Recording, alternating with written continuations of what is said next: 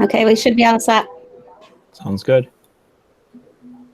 Everyone, welcome to the virtual Herkimer Central School District Board of Education regular meeting, Wednesday, January 13th, 2021. We'll stand for the Pledge of Allegiance. Pledge allegiance to the flag of the United States of America and to the republic for which it stands, one nation, under God, indivisible, with liberty and justice for all.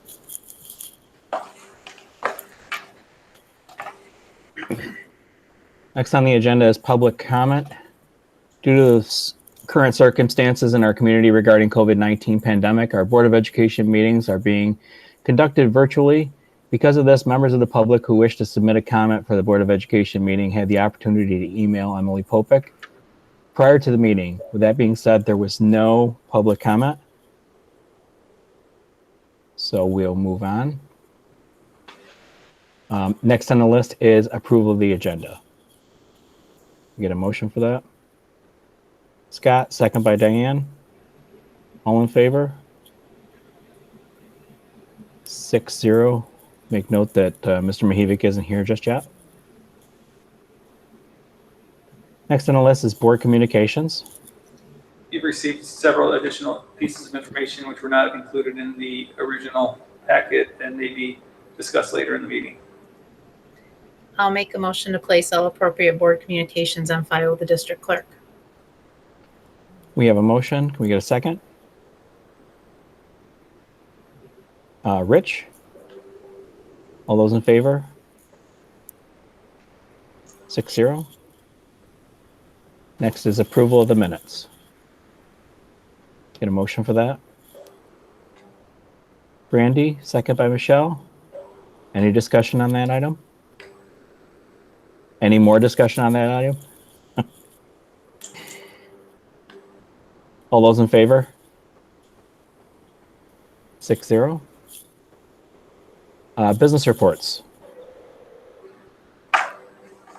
Looking for a motion to acknowledge receipt of items A through JI. Get a motion for that, A through JI. Scott, second by Diane. Any discussion on any of those items? All those in favor? 6-0. Looking for a motion on budget transfers over J2. We got a motion on that. Rich, second. Diane, any discussion on that item? All those in favor? 6-0. Looking for a motion on New York, the NILAF resolution, New York liquid asset funds. Item K. Can we get a motion on that? Brandy, a second. Diane, any discussion on that item? Actually, Rob, I just, what was this about? I'm just pulling it up now. NILAF is a place where we invest district funds. Sometimes the rates are higher there, sometimes they're lower. Pull it up.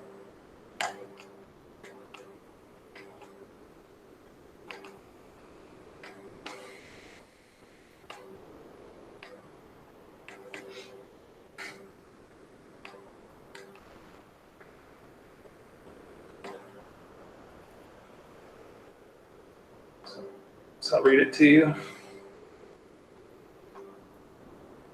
Let me get it. Scroll.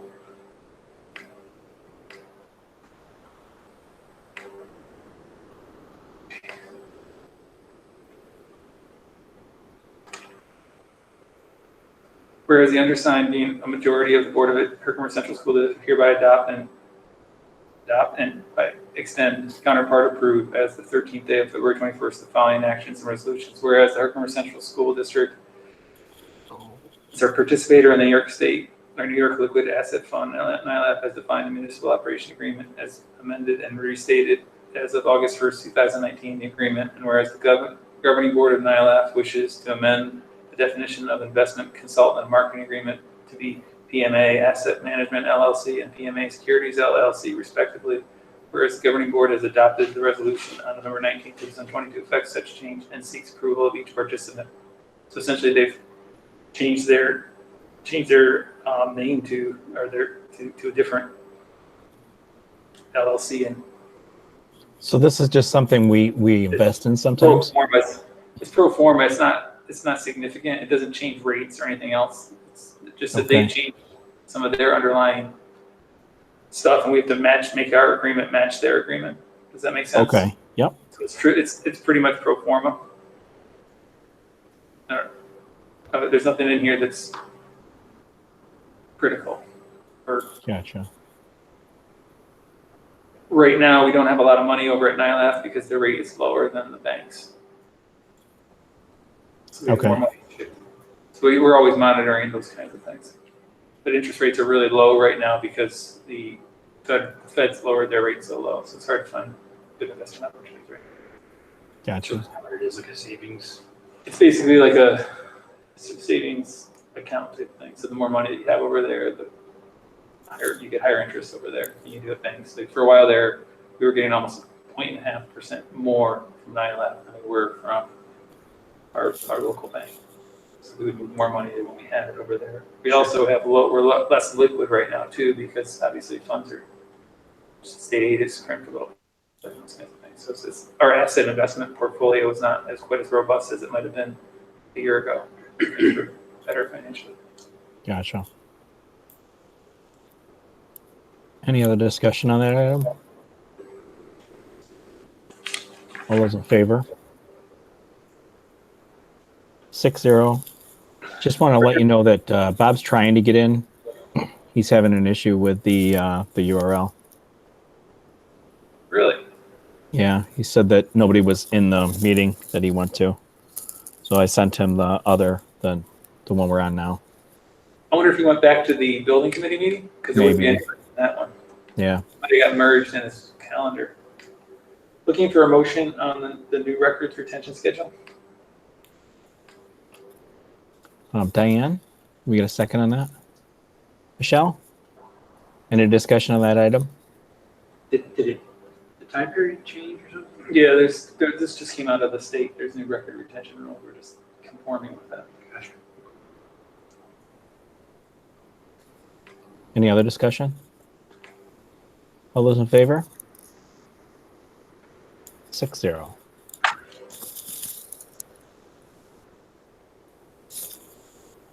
Calendar adjustment. The next vacation is, well, there's a holiday next week, Martin Luther King Day, but the next week break vacation in February, we are going to add a virtual conference day, Friday, February 12th, 2021, which will be remote, so teachers won't report. And this will give us a 10-day break again. Now that the quarantine period has shortened to 10 days, this will allow us at that point to clear out any school-based quarantine so we can reset staff over that 2-week period. Then 6 weeks later, we have April break, which is also 10 days in duration, coincidentally. And my hope is that we get through the next 6 weeks, have that 10-day break to clear things out, and get through the next 6 weeks, have another 10-day break, and then we're into late spring, and hopefully between the vaccinations and the warming of weather, we'll be in a much, much better position by that point. We continue to work with the Department of Health to operate under our opening plans. The Department of Health will work with our school when and if surveillance testing becomes necessary. The surveillance testing around the state that has taken place in schools indicate virus levels and spread in schools is low. Should we need to test in schools, it will likely show, as it has elsewhere, that the schools are safer than the surrounding community. So I know that I have an email that I got to answer tonight from a parent about what the percentage is for when you close for positivity. There really isn't a percentage anymore. The guidelines are that you work with your local health department, and the local health department makes determinations about how you do testing in conjunction with the school. And if you're going to do testing, what you have to show is that the school has a lower infection or positivity rate than the surrounding community, and then you're allowed to stay open, meaning that the school is a safer place for the student to be than the community at large. So it's very unlikely that even if we surveillance test, that it'll really impact schools staying closing or not. Our infection rate around in schools tends to be much, much lower. So I'm not really worried about surveillance testing. I think we have about 150 to 200 children in each building that have given consent to testing, which hopefully is a high enough percentage for whatever the guidelines are that come out of the state. But in my mind, it's we're not seeing spread in the school. They'll see a single case. Those students that are around that student are quarantined, and then we haven't seen a second case from our school related to a classroom in our school. I'm not saying that there can't be spread in schools or there hasn't been spread in schools. It's just not really happening pervasively in Herkimer. So when you talk about you have to be lower than the surrounding infection rate, is it 10% lower, 1% lower? None of the metrics have been delivered yet, but that's what I'm repeating what the governor said in his press conference. But he'll lead, that was like almost 10 days ago. That was on Monday. He announced that was the new plan, but there's been no guidelines to the counties as to how many students do I have to test, how long do I have to test. And so they're different than what they were at the state, because he had one time at a percentage, right? Mm-hmm. But I think what they've seen is that I think that there was nervousness among the health department of health and state level people that schools are congregate settings and that there would be spread in the schools like there are in churches and gatherings and bars and things like that. And they just don't see it. So a lot of the rules they tried to draw up earlier, I think they're kind of regretting them. In the old scheme was it like when H1N1 came through in 2008-9, when I was superintendent at Cherry Valley Springfield, Department of Health specifically told all schools stay open. In a pandemic, schools should stay open. So that was the default position for the Department of Health until COVID-19.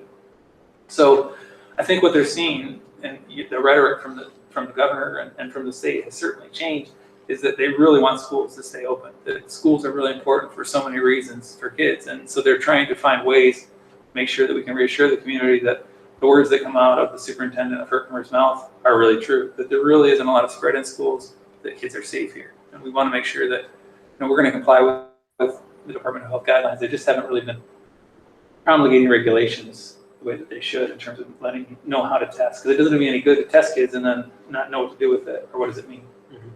So we're kind of waiting for that. I think we will probably have to do some surveillance testing in the next week or two, but I'm not worried about it because I don't believe that there's a large number of positive cases in school. Will we find some in surveillance testing? Yes, probably. What's the trigger now for surveillance testing? The county needs to be above 9%, I believe, and then it's County? The county-wide. Because he was clustering Right. towns within the county. Right. And that's the thing that's hard to explain to the community too. So the county could be 10%, but I'm not going to pick on Frankfurt Schuyler, but Frankfurt Schuyler School District could be 15% or 20%, and Herkimer could be 6% or 5%. You can't tell from the county statistics where the cases are. The data has to be much more granular if you're going to get to that level. Like they know the addresses of every positive case at DOH. I don't know that. But that's why he was clustering, right? Correct. So is he no longer clustering? Yeah, I don't know that he's going to cluster anymore. He's going to go countywide? Countywide, and part of the issue I think is that the state rate now is around between 6.5% and 8.5%. I think over the last month or so. So the statewide rate is so high, and the cluster rate and the state rate have gotten closer and closer together. So it's hard to cluster when the cluster rates and the state rate are pretty close. So I think some of that cluster idea has kind of gone away. So now they're trying to shift to a countywide approach and turn the authority over to the local health department. So that's why we had a meeting Friday with local DOH to talk about staying open and reviewing our plans. And the local DOH just does not have concerns about what's happening in our schools. They don't think they're spread here. And we're very cautious, maybe too cautious in some people's minds, but it's working. We could there might be some disagreement about over quarantine, under quarantining, but what we're doing right now is working to stay open for Herkimer, and I do want to stay open. but I know that parents are concerned. There's COVID rates are high, and I know that there's concern on that. And what I can tell you is that we are complying with the rules, and that we will do surveillance testing when we need to do it. And I believe the school is safe, and that we're not seeing spread in the Herkimer School District in either building. When I sent out the last email I sent out, I think, last week, we'd had about 25 total cases since the beginning of the year, which was about 1 a week per building, which is not a huge number of cases. We've had a few more, probably a little bit more than that over the last 7 days. But again, some of the cases are people, either staff or student, who are quarantined since Christmas and have never been in the building, or other students who had been. A lot of times the system's actually working where the person is quarantined because of a home exposure, and then 5 days later they're positive for COVID. So I have to report that student is positive for COVID, but they haven't been in my building for 6 days. So a lot of that happens, and it's hard. I can't explain it on a case-by-case basis to parents, but I can say that the systems really are working and that we're losing our lights. And I want to just reassure people that schools are a safe place to be, and it's really important that kids are here. I just need to say one thing to that. I think we need to review the email that's going out to parents of students who are being quarantined, because it reads like a directive, like it's the school telling the parents that their student needs to quarantine. And it's not accurate, according to New York State Department of Health. I think it needs to be reviewed, in all honesty. After speaking with New York State Department of Health today, we need to be careful about how it's being sent out, because it does read very much like a directive, like an order, and the schools shouldn't be ordering the quarantines. That should be coming from Department of Health. So one of the things that's occurred since the positivity rates increase, and I think I told you guys this before, is that they are asking us, the local DOH is asking us, and the language that's in that, I believe, is from the local DOH, but I will double check that, is to pass that guidance on, because it takes several days sometimes for DOH to catch up on the contact tracing around here. So we are assisting them in that way. Although we don't have the power to do that, they do want us to give the directive to the families that they're going to get from DOH. And it doesn't have any weight because it's only from the school. But the words that are in that email, local DOH. But they're not the same as, because Herkimer County is not contacting anybody. And what the guidance that New York State is giving is not the same as what is coming from the school. I'm telling you that. And it's frustrating because you don't know what you're supposed to believe. Well, what I'm going to tell you is that the state has turned over schools. Schools really are, and like in terms of when we stay open and when we don't, like the state really is turning over to the county DOH in a lot of ways. So one of the things that I think you're seeing is that you have contact tracers at the state level there's lots of them. I know that they've reported to employees that they're still telling people a 14-day quarantine sometimes, because I don't know that their stuff's been updated, because there's a lot of things in flux. But what I'll do is I'll have local DOH again review the email that we're sending out to make sure that is what they want us to send out. But I'm hesitant to go against what they're saying. I mean, I can have state DOH look at it too, but this is like the telephone game. I don't know for sure. What I'm pretty sure is, and I will confirm with local DOH, is what we're sending out is what they want us to send out. Local DOH is not following New York State DOH. Okay, but local DOH is who's gonna guide us through testing, and I can. But are they making up the rules as they go along? I mean, I'm all about keeping the schools open. I just want to be careful about how we're presenting it to the families. Okay. Because what I got was completely different than what I was being told by Department of Health. Okay, well, like I said, I'll have DOH. I don't generally talk to state DOH, and I'm not really going to step into that minefield, because really local DOH is controlling here. And if I can suggest to local DOH, I can talk to Christina tomorrow, and I can say that this is what the feedback I'm getting, that this memo that you've asked us to send out is completely contrary to what state DOH says, and see what she says. Where does it contradict?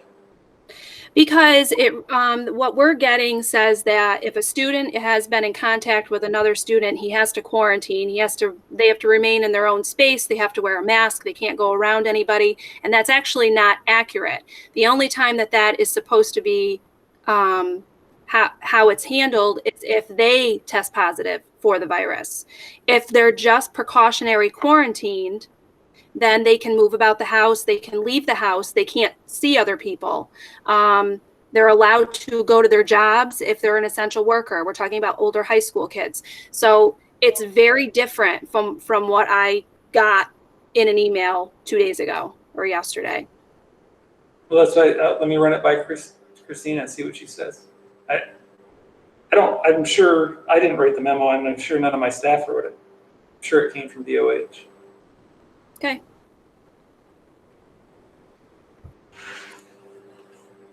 Anything else? Did have a question, I forgot it, though, that's fine. If I remember, I'll bring it back up. Okay. I also, usually I do a more detailed budget presentation in January. This year, I just kind of wanted to take the board through where we're at. So I sent you guys a 21-22 budget, projected budget. And I'm just gonna read through what I had to say about it, and then you guys can talk to me about it. While the state revenues for this year, last year, and next year are all still in flux, we worked to build an estimated budget to return to pre-pandemic staffing and programs for the 2021 school year, 2021-2022 school year. The estimated budget for 21-22 would be approximately $26.061 million, an $886,000 increase, or 3.52% over last year's expenditure budget. Salary and benefits drive most of the estimated increases, about $323,000 in salary and $376,000 in benefits, respectively. Debt service payments increased by about $107,000, and contractual expenses are estimated to increase by about $60,000. Although we show only a $14,000 in increased expenses, those in BOCES, those expenses may be larger as recent new enrollments in special education programming may drive the BOCES expense a bit higher. The expenditure budget as presented would restore music positions left vacant this year and restore our pre-K program to full-day in-person programming. We would anticipate a full complement of interscholastic and extracurricular offerings as well. Our revenue estimate show basically flat state aid and a tax increase of about 2%, which will be a levy limit override. The CPI came out for schools, and it's 1.23%. What is that? That means that's the cost of living, the amount that they estimate expenses went up, and that's what we can raise taxes next year. 1.23 is the tax levy limit pre-estimates. And it goes against that 2% somehow you just mentioned? Well, I just used 2% before I got that number as an estimator. We're going to violate the levy limit override regardless, so we'll talk about what levy limit.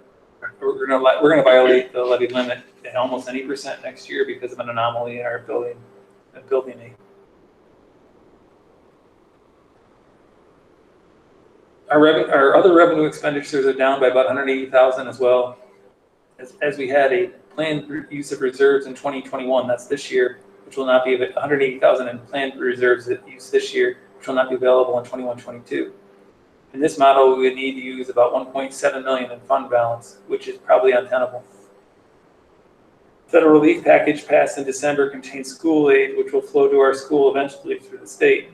There's a strong likelihood that any federal aid that flows to a school will be subtracted from state aid on the other end, leaving the school without any direct federal aid.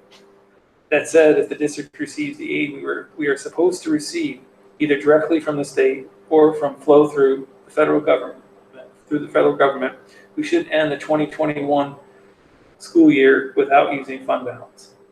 The governor may elect to develop his budget slightly sooner with recent federal level political developments, as he now has more confidence that there will be a substantial state and local bailout from the federal government.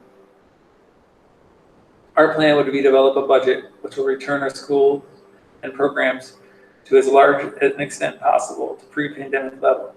we've been working as an administrative team to develop contingencies for the many possible outcomes that may occur in the quickly changing financial picture of the state.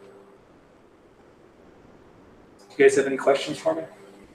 What do you mean by the federal, coming through and then taking off the back end? What does that actually mean?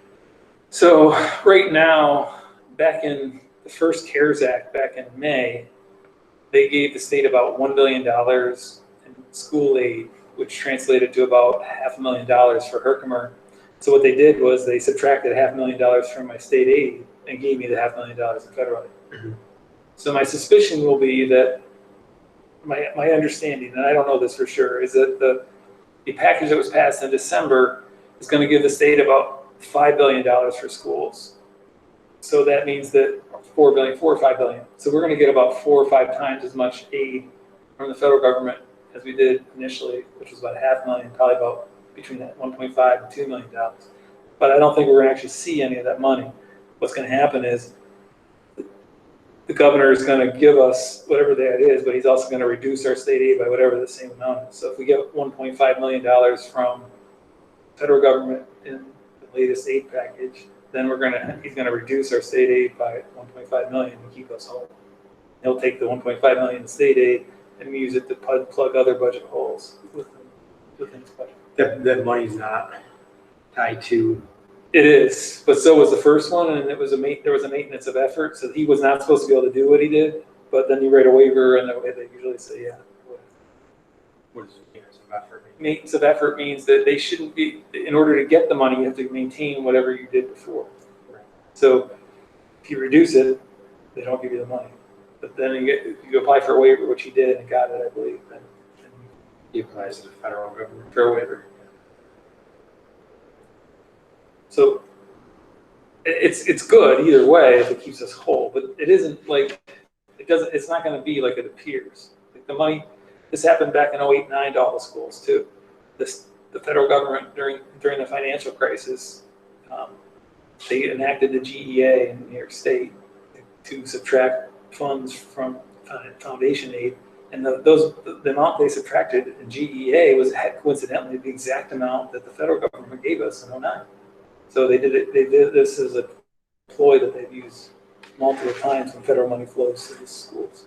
It never flows directly. They always siphon it off. Does that differ per state to state, the way they handle federal money like that?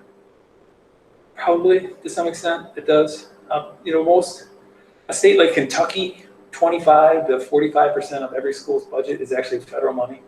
And in our school, it's about 5%. In New York State schools, it might actually be overall in the state, it might be 2 or 3%.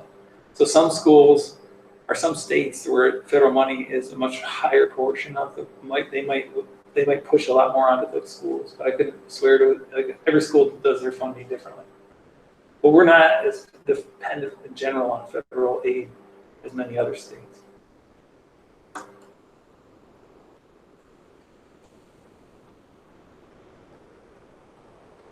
Any other questions?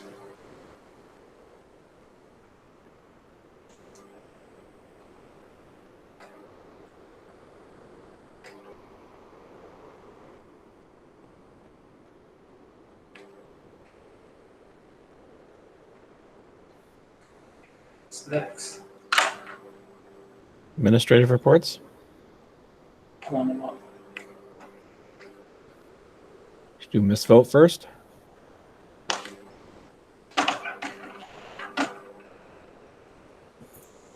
Renee, you there? Sorry, yes. Oh, no problem. Does anybody have any questions for Renee? Renee, what's MOI testing? Middle of year. Sorry. I knew it was something simple like that. The other thing too is there was a question that came up about, I think teachers during your conference, they must have asked questions about students not attending Google Meets and how does that affect attendance?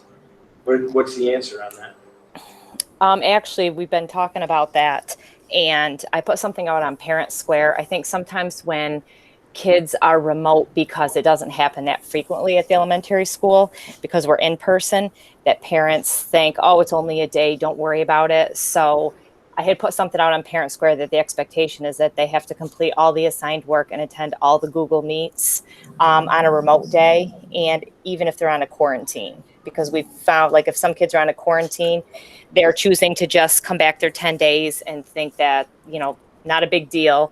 So we've really put that message out, and if it becomes a persistent issue, I'll talk to parents individually about retention or maybe something like that, just about student expectations.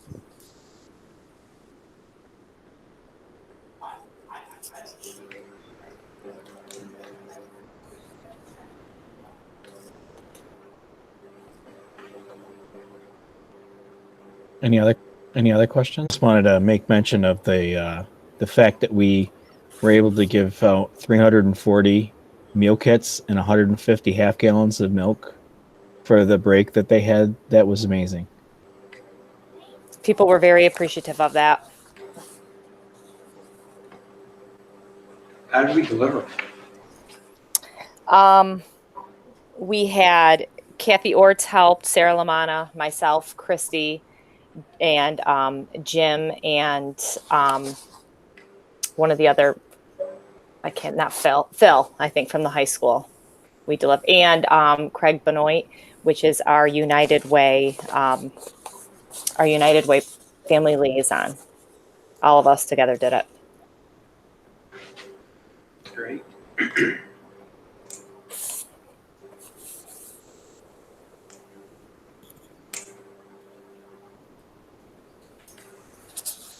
So what's your sense of how the elementary's doing since we're 15 weeks in now?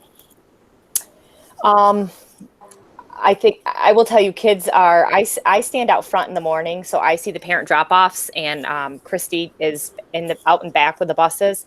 And from the kids' perspective, they are extremely happy to be in school. Our discipline is almost down to nothing.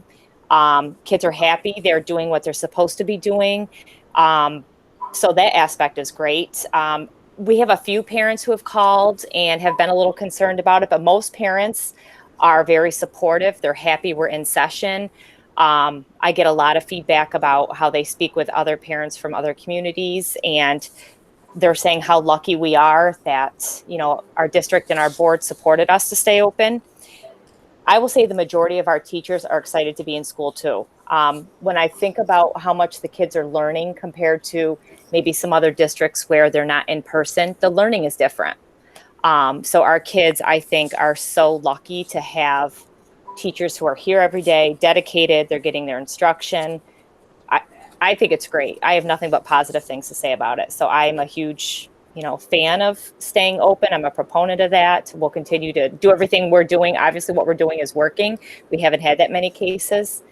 So we just continue to reiterate safety procedures, protocols, and hopefully, fingers crossed, that we are able to stay open the entire year. Have you seen a decrease in like other kinds of things that would be spread through the school, like stomach bug? You know what? It's funny you say that, because I had a teacher who said, before Christmas, this is the first year, and she's been in our district, I want to say, for about 15 years, that she has not had an absent student yet. And she attributes that to the mask, frequent hand washing. Nobody's got the sore throats. So when I thought about that, I'm like, oh, I didn't, sometimes you just don't think about that. So I do think it's lessened some of those, even though, like, right now, obviously, any type of symptom we're sending kids home for, where maybe in the past we wouldn't have sent kids home for a runny nose or something like that. But a lot of our kids that we're sending home are, 3 days later coming back with negative COVID tests or alternate diagnoses. So I do think that it has stopped the common cold / flu, strep throat type things. Yes. Nice. I think we've definitely seen a non-quarantine COVID related set of absences among adults district-wide too. Mm-hmm. We just haven't seen the number of absences. I mean, our absences are high, but that's because of impacts of COVID, quarantines, and those kinds of things. Definitely seen less sickness. I'm sure you have less interaction with people, you're going to be less. Yes. Get that crystal ball out there. I think it's partially that. It's also that you really have to be. You can't take a mental health day very easily anymore either, because now you got to have a COVID test to come back from a mental health day for your teacher. The deterrent is what you're saying? I'm saying it's because yeah.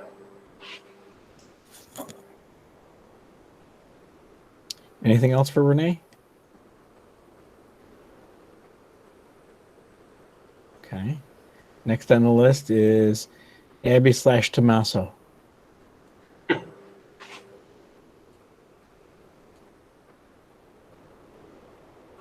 anybody have any questions for either Mr. Abbey or Mr. Tommaso? I was just looking over some of the feedback you guys had gotten, and I don't know if you're able to talk specifically, or, but when there was one that said that remote instruction could have the same elements of in-person, what would that be? What would be the explanation there? As far as like, that was one of the teachers' feedback? Yeah. Something that they learned? Is that what you're referencing? Okay, yeah. Yeah, right. Yeah, I mean, that's one of the big things that Ryan and Richard, and then we also had John Griffith and Jen Stanton from BOCES doing some PD as well. And it was a lot of things that they were providing was when you're doing remote instruction or a hybrid instruction, like there's so many elements that have been difficult to kind of represent or replace. So many tricks that teachers have, the collaborative work. It's been hard to create all of those experiences to replicate them as close as possible. And they were able to provide quite a few different strategies that we could utilize. I mean, one of the most simple ones that came out of it was like, in a situation like this, everyone has access to the chat feature.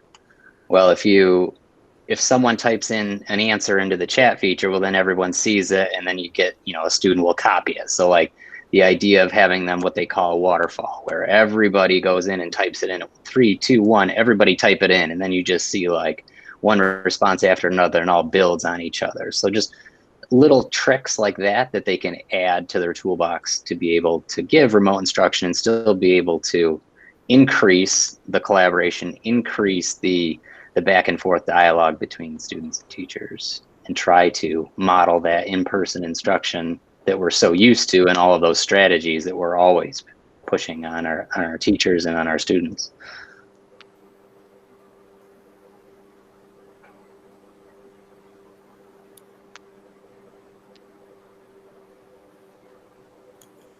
Any other questions? Another comment, I was just reading through and we talked about providing the social and emotional support. You could do that in an online classroom setting, or is that something that's identified and maybe discussed after classroom? So that, I would say, Mary, feel free to pipe in and jump in over me too, because obviously this is kind of on both of us, but I'd say that it's an important element to virtual instruction, especially when a student is at home. It's important for teachers to have procedures in place so that they can do those types of check-ins. I'll speak specifically to the middle school right now. Mrs. Paul, the guidance counselor, has been working on just that thing. Like, how do we get these social emotional checks to all of our kids to at least on a weekly basis, so that we can be monitoring how they're doing, how they're feeling. And then when we're seeing some of those red flags, some of those concerns, that we can diagnose quickly and get some interventions in place to be helping them through those times. You mean that's an outreach that's separate from classroom work? A combination, really. I mean, Heather's working on, from her perspective, directly from her, but at the same time, a lot of our teachers are already utilizing those strategies. Most often, like what I've seen is, especially on a Wednesday where the majority of their students are out, like that first morning check-in may include, an emotional check, like, how are you feeling today? Give me thumbs up, thumbs down. Do you need anything? Can I help you? Do you want to meet with me later to talk? So it's kind of a combination, some outside of instruction and sometimes, even within a lesson.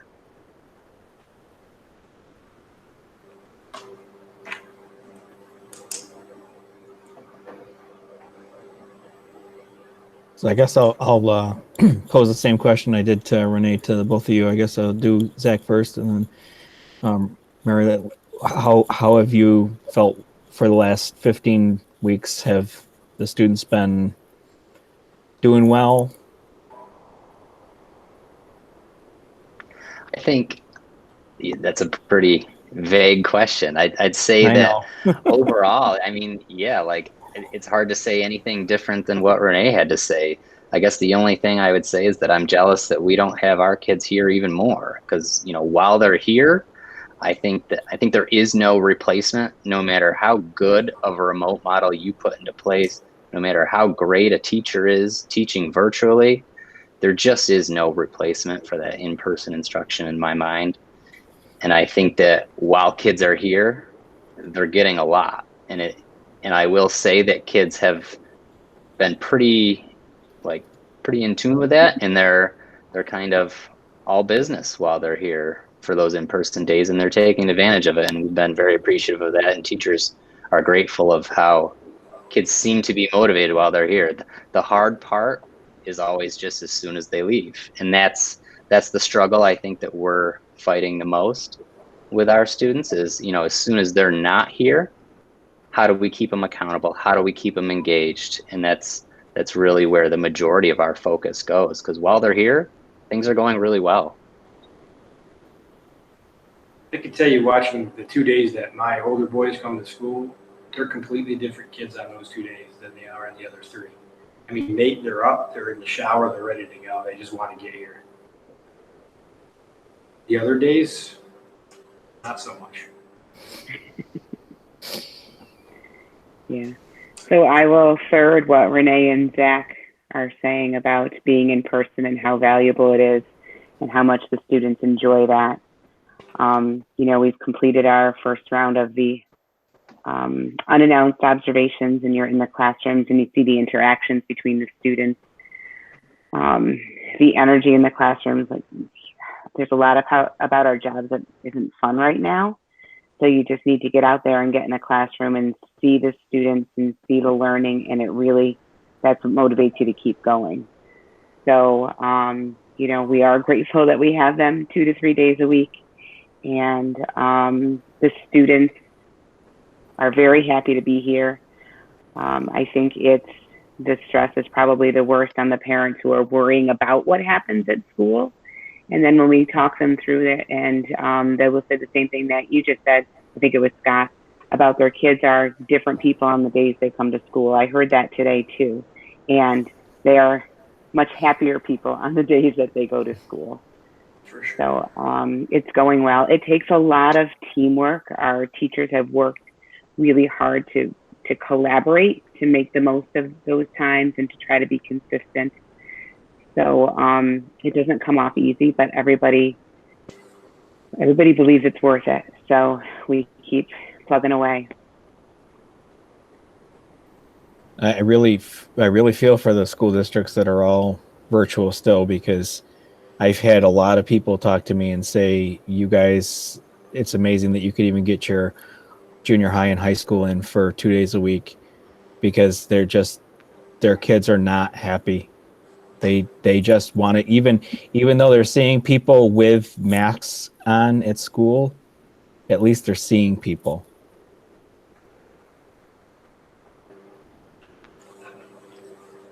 I had one more question. There was mention of iPads that were being used for instruction, but the students are learning from Chromebooks. Does that cause any issue, and why the iPad for instruction? Is it a better tool? If you're referring to the PD agenda, that agenda covered district-wide, and I can't say exactly what grades, but Renee could pipe in. I think it's the lower grades that are using iPads. So there are some of our grade levels that work with iPads.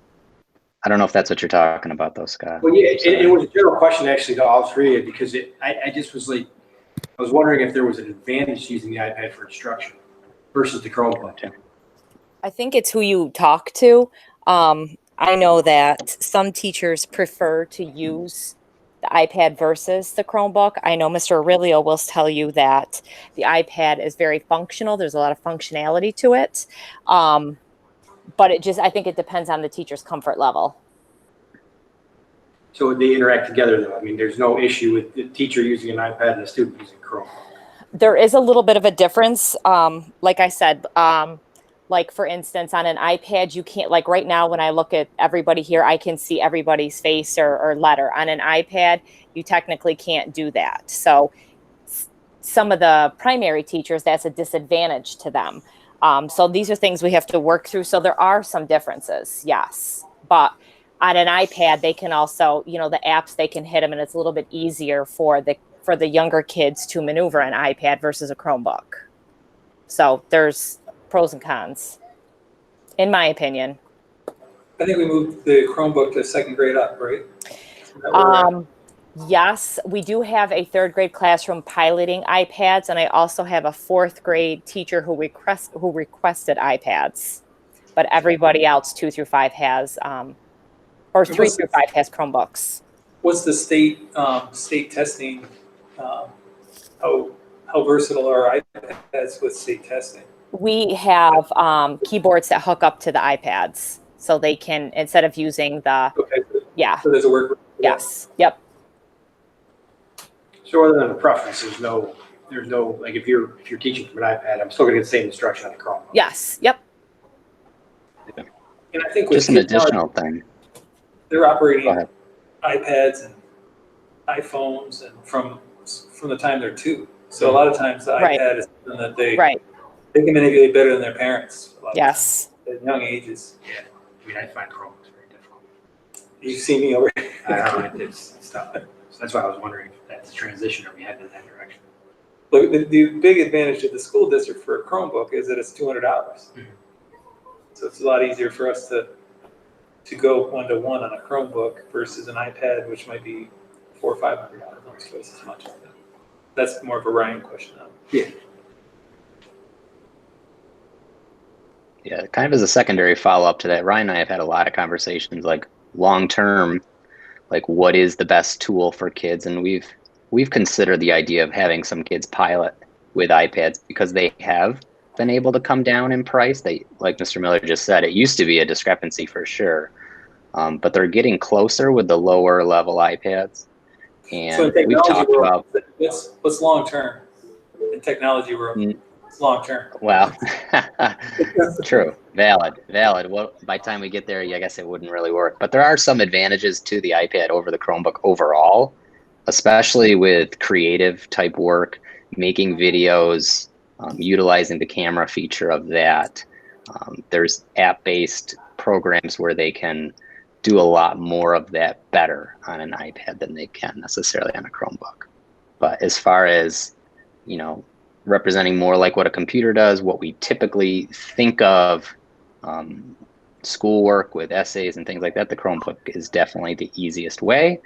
But looking into the future as far as how we present material and creative of assessments and work, it may start to maybe go the other direction.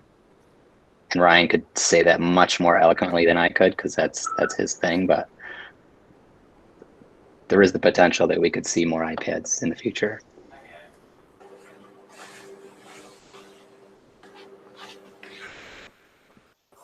Any other discussion? Looking for a motion on staffing?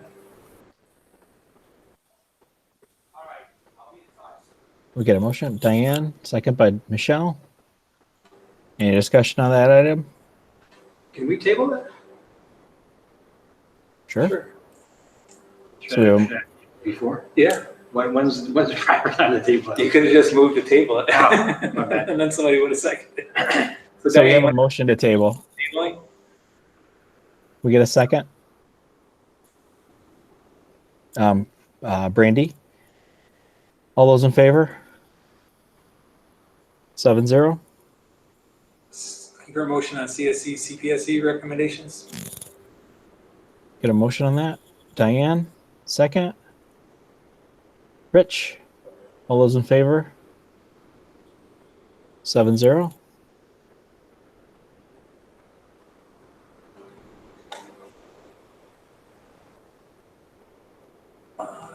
policy review.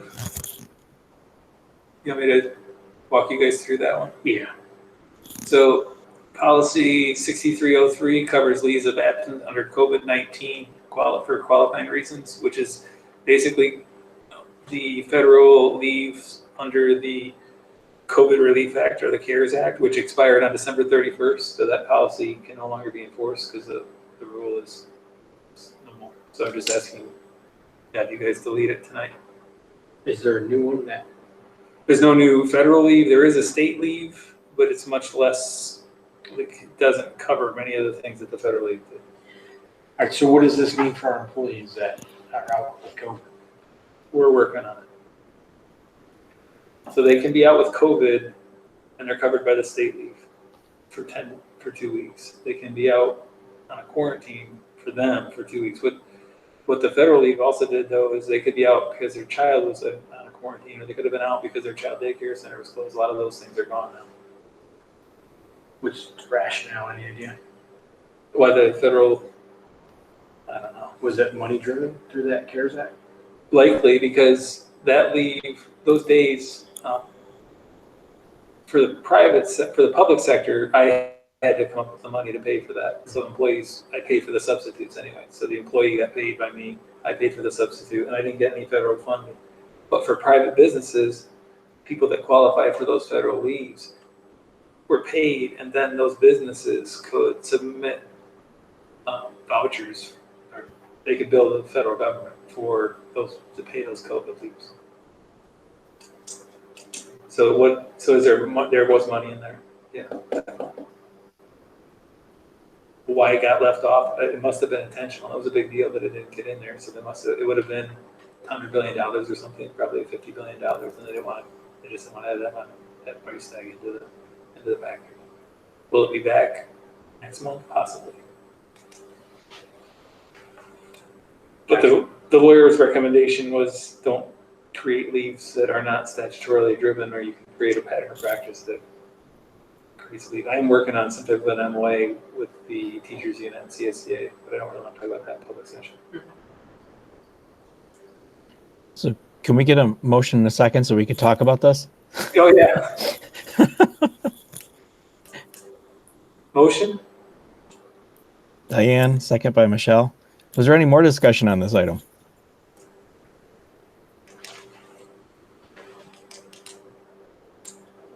All those in favor of deleting it? 7-0.